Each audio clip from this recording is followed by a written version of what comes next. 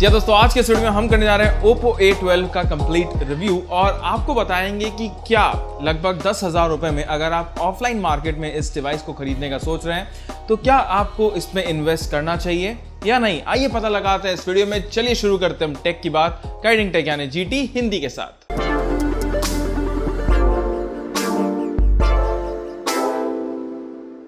तो सबसे पहले दोस्तों बात करते हैं डिजाइन से। एंड जैसे ही मैंने इस फोन को अनबॉक्स किया और देखा तो भाई देखते लगा कि यार ये Realme C2 वाला जैसा डिजाइन है ना। तो आपको यहाँ पे बैक पैनल पे वो डायमंड कट जो फिनिश है वो देखने को मिल जाएगी और यहाँ पे आपको एक फिंगरप्रिंट सेंसर भी मिलता है जो शायद Realme C2 में नहीं था।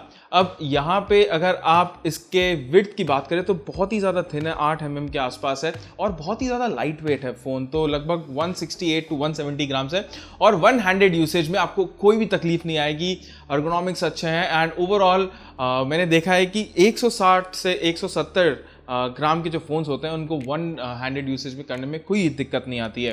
अब यहाँ पे दोस्तों आपको 2 SIM card and 1 memory card का स्लॉट मिल जाएगा। मेमोरी कार्ड में आप लगभग 256 GB तक का जो स्टोरेज है उसको एक्सपैंड कर सकते हैं और यहाँ पे आपको 2 वेरिएंट मिल जाते हैं, 3 GB RAM, 32 GB internal storage, 4 GB RAM, 64 GB internal storage और वहाँ पे 1500 रुपये का यहाँ पे आपको प्राइस डिफरेंस देखने को मिल जाएगा।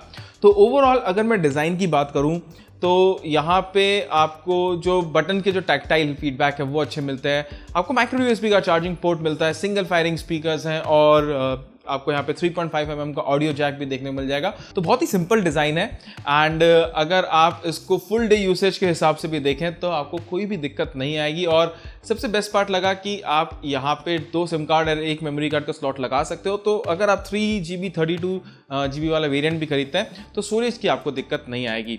अब नेक्स्ट बात करते हैं डिस्प्ले के बारे में। तो यहाँ पे आपको 6.22 इंच का HD+ डिस्प्ले मिलता है एंड अगर आप इसमें YouTube वगैरह देख रहे हैं तो आपको कोई दिक्कत नहीं आएगी। अभी के लिए तो दोस्तों YouTube 480p में कैप्ड है। एनीवेज 1080p का अगर ऑप्शन वापस आ जाता है YouTube में तो वो आपको यहाँ पे दिखाई नहीं देगा। वैसे अगर मैं डिस्प्ले के कलर प्रोफाइल के बारे में बात करूँ तो यहाँ पे मुझे कलर रिप्रोडक्शन ठीक लगा और थोड़ा बेटर हो सकता था। सनलाइट लेजिबिलिटी भी दोस्तों मैं बोलूँगा ऑन एन एवरेज ही है, बिकॉज अगर आप इसको एकदम कड़ी धूप में यूज़ करते हैं तो स्क्रीन देखने में आपको दिक्कत आ सकती है। तो देखो अगर ओवरऑल स्क्रीन के बारे में बोलूँ इसके बारे में तो मैं बोलूँगा कि मीडिया कंजम्पशन के लिए फ़ोन नहीं बना है। इसमें आप व्हाट्सएप या फिर जो थोड़े बहुत हम लोग सोशल मीडिया करते हैं इंस्टाग्राम वगैरह उसमें आपको दिक्कत नहीं आएगी।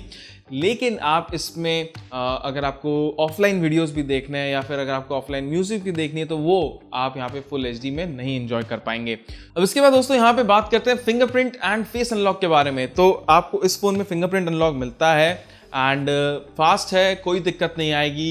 एंड इसी के साथ साथ फेस अनलॉक जो है वो भी मुझे यहाँ पे बहुत फास्ट लगा। तो सैमसंग के जो फोन्स हैं इस पर्टिकुलर प्राइस रेंज में और दूसरे जो फोन्स हैं इन्फिनिक्स के एंड इवन मोटो के उससे थोड़ा सा मतलब आपको फेस अनलॉक में ज़्यादा टाइम नहीं लगेगा एंड आंख वगैरह बंद करने पे यहाँ पे एडेड सिक्योरिटी जिससे फ़ोन नहीं खुलता है। तो face unlock and fingerprint unlock biometrics से हमको कोई भी दिक्कत नहीं आएगी यहाँ पे।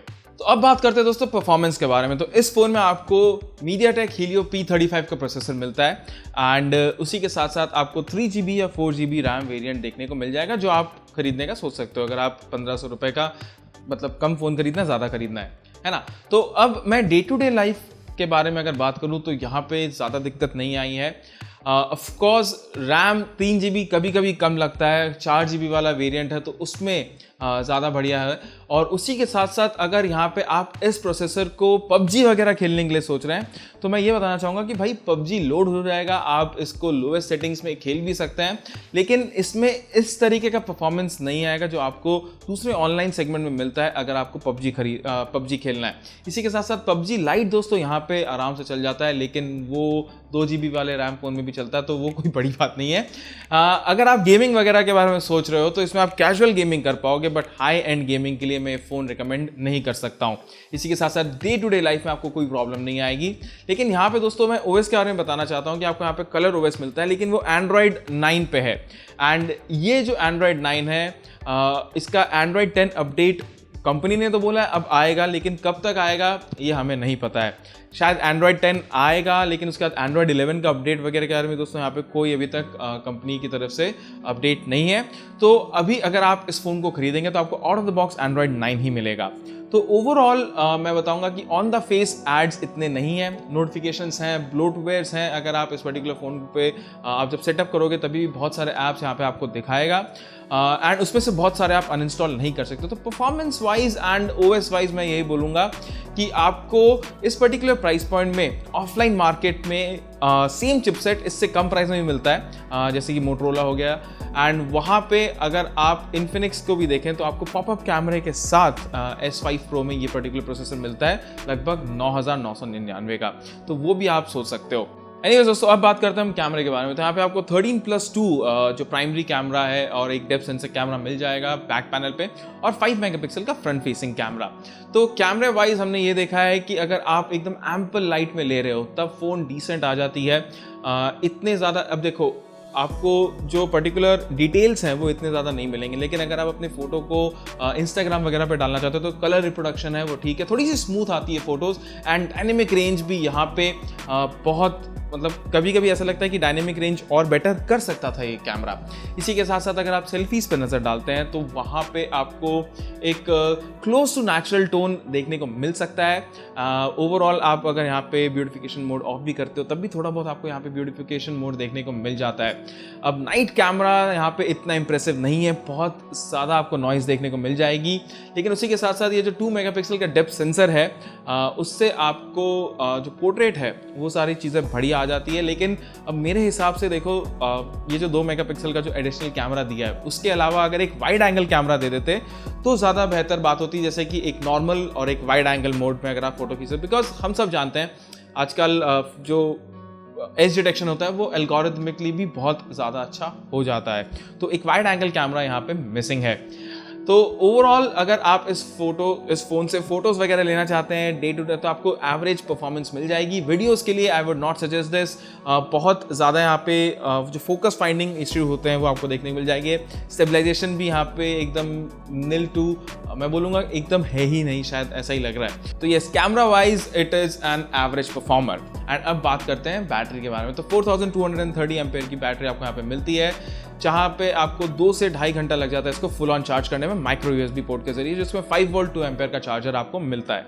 तो बैटरी वाइज यहाँ पे एक दिन आराम से जाता है, बिकॉज P35 इतना पावरफुल चिपसेट नहीं है एंड HD स्क्रीन के कारण भी यहाँ पे बहुत एनर्जी जो है आपकी कंजर्व हो जाती है। एंड कलर OS दोस्तों अपने आप में बहुत एनर्जी एफिशिएंट OS है, तो आपकी बैटरी एक दिन आराम से जाएगी। एंड अगर आप इस फ़ोन को डे टू डे लाइफ में यूज़ कर रहे हो तो मैं यही बोलूँगा कि आप इसको रात भर चार्ज में लगाएं, बिकॉज चार्ज होने में ये कम से कम 2 घंटे तो लगाएगा फुल ऑन चार्ज होने में। लेकिन एक बार जब चार्ज हो जाएगा, आप जब इसको सुबह से शाम तक यूज़ करोगे तब आपको बैटरी दोबारा चार्ज करने की ज़रूरत नहीं पड़ेगी। तो अब दोस्तों बात करते हैं कि क्या आपको ये फ़ोन खरीदना चाहिए।